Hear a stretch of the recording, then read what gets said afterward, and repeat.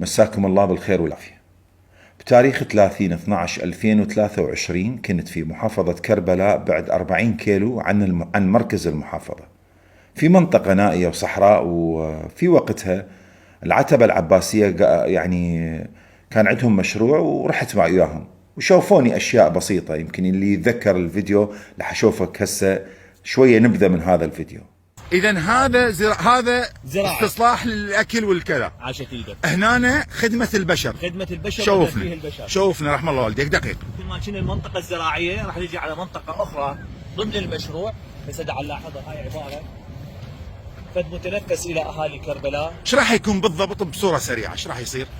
هذا المتنفس الى اهالي كربلاء يتضمن انشاء عدد من محطات الاستراحة، بالإضافة إلى ملاعب الأطفال، بالإضافة إلى وظائف أخرى للفعاليات المجتمعية، بالإضافة إلى حديقة طيور وحديقة زهور. وهذا المرتفع اللي احنا واقف هذا خلفنا بدنا نشوفه، مرتفع بارتفاع 20 إلى 18. هذا كان صوت المهندس حيدر، أحد الأخوة العاملين والمشرفين على هذا المشروع اللي موجود في مدينة كربلاء في محافظة كربلاء على بعد 40 كيلو.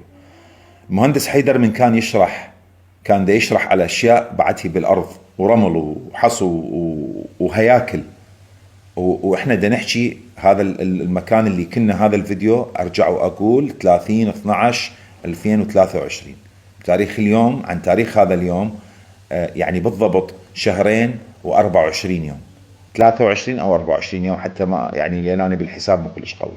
زين، شوفوا شلون صار خلال هاي 2 و24 أو 23 يوم في المشروع شلون صار.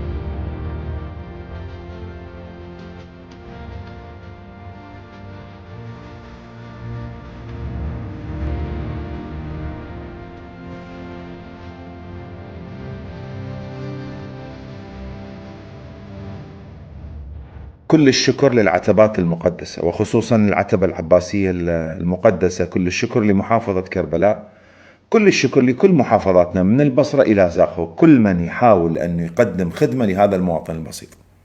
السلام عليكم.